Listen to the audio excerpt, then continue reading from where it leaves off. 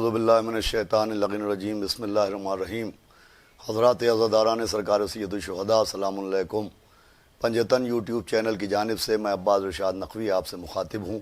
इस वक्त तखातुब का मकसद ये है कि अभी गुज़िश्ता कुछ दिनों से एक वीडियो सोशल मीडिया के ऊपर वायरल हो रहा है, जिस वीडियो में तंज़ीमुल मकातिब के एक नहायत ज़िम्मेदार आलिम दीन मौलाना सफ़ी हैदर साहब क़िबला का एक गैर ज़िम्मेदाराना बयान सामने आया है। हमारे बना लेने से रोज़ा हुसैन नहीं बन जाएगा, शबीह रोज़ा बनेगा। खाली वहां नहीं पहुंच पाते, यहां देख के दिल को पुरसुकून बना ले, मगर कोई हुक्म करबला का यहां नाफिज नहीं होगा। ये करबला की तड़प खत्म करने के लिए चुस्नियां बना के तुम्हें दी जा रही है, होशियार रहो। क़िबला मौसूफ ने जो बयान दिया है वो नहायत काबिल अफसोस भी है और काबिल हैरत भी है।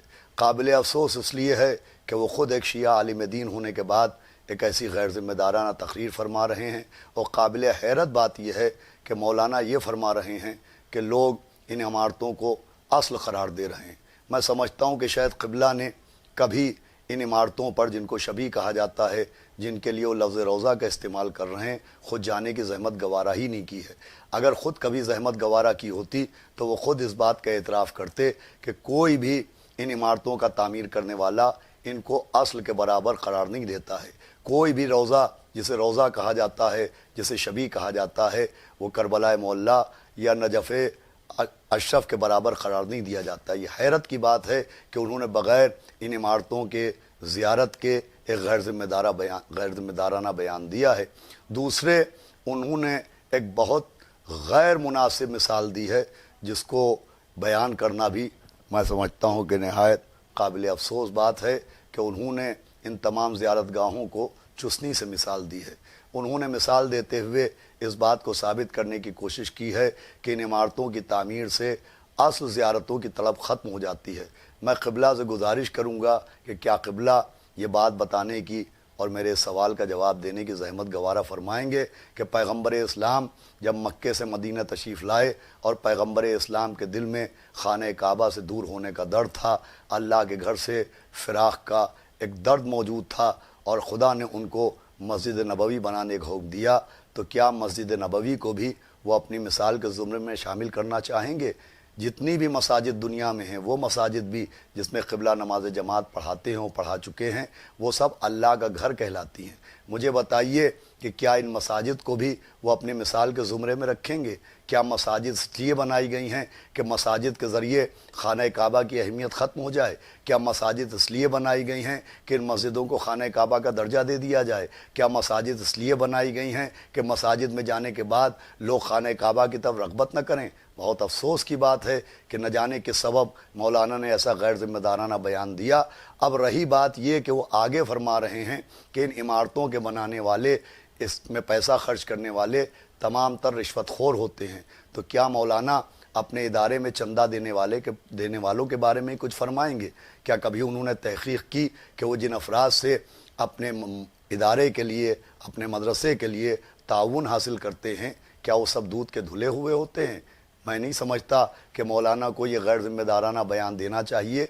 अगली बात जो मौलाना ने कही है उसके लिए मैं दो चार बातें कहता हूँ और आप तमाम हज़रात की ज़हमत ख़त्म करता हूँ।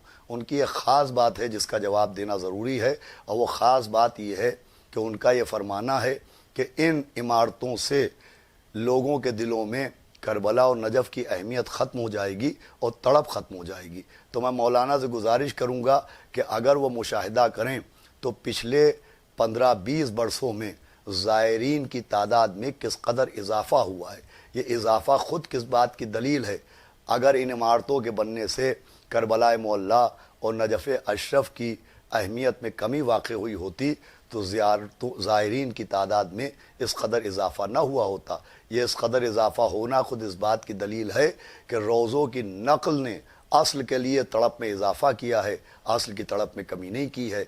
आखिरी बात यह है कि क़िबला ने फरमाया कि इन रोज़ों के ज़रिए जो हम ज़ियारत गाहों में जाते हैं, ज़ियारतें करते हैं, तो इसमें असल का असर नहीं आएगा।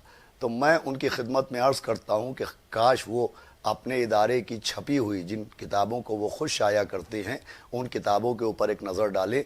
चुनांचे उनके इदारे से मफातिहुल जिनान शाया हुई है, وہ مفاتیح الجنان جو شیخ عباس قمی جیسے عالم دین کی محنت کا نتیجہ ہے، وہ مفاتیح الجنان جس کا ترجمہ علامہ ذیشان حیدر جوادی صاحب نے فرمایا ہے، اس مفاتیح الجنان میں پیغمبر اسلام کی زیارت کے سلسلے میں ایک زیارت درج ہوئی ہے، اور وہ زیارت ان افراد کے لیے ہے جو مدینے جا کے پیغمبر اسلام کی قبر مطہر کی زیارت نہیں کر سکتے۔ چنانچہ علامہ مجلسی کے حوالے سے مفاتیح الجنان میں مولانا ذیشان حیدر جوادی صاحب نے ترجمہ کیا ہے کہ علامہ مجلسی نے 17 ربیع الاول کی زیارت کے سلسلے میں ابن طاؤس اور شیخ مفید اور شہید علیہ رحمہ کے حوالے سے ایک زیارت نقل کی ہے۔ اس زیارت کا طریقہ یہ ہے کہ جو شخص مدینے جا کے پیغمبر اسلام کی قبر کی زیارت نہ کر سکے، وہ اپنے سامنے پیغمبر کی قبر کی شبیہ بنائے۔ دیکھیے، ایک تو شبیہ بنانے کا جواز اس روایت میں ہے، دوسرے اس کے آگے علامہ مجلسی زاد المعاد میں اسی روایت میں لکھتے ہیں کہ شبیہ بنانے کے بعد پیغمبر اسلام کے روضے کا رخ کرے اور پیغمبر اسلام کی زیارت پڑھے۔ میرا سوال یہ ہے کہ اگر شبیہ میں اصل کا اثر نہیں آتا ہے تو پھر شبیہ بنا کے پیغمبر اسلام سے مخاطب ہونے کا کیا مطلب ہے؟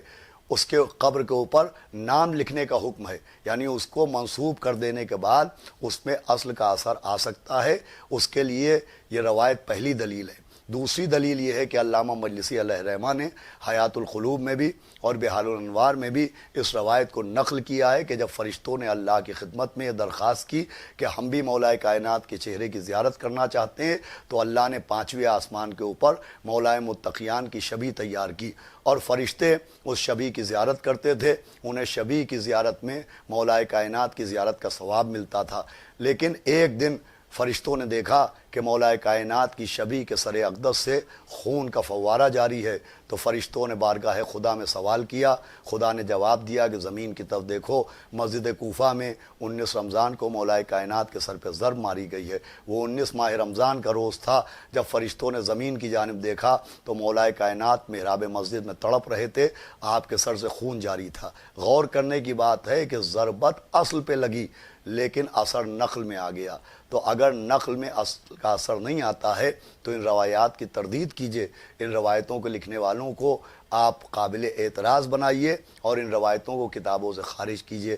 آخر میں مولانا سے پھر عرض کروں گا کہ اپنے بیان کے اوپر غور کیجئے، اور خاص کر کے جو آپ نے ایک جملہ اپنی تقریر کے آغاز میں فرمایا تھا اس کے اوپر غور کیجئے۔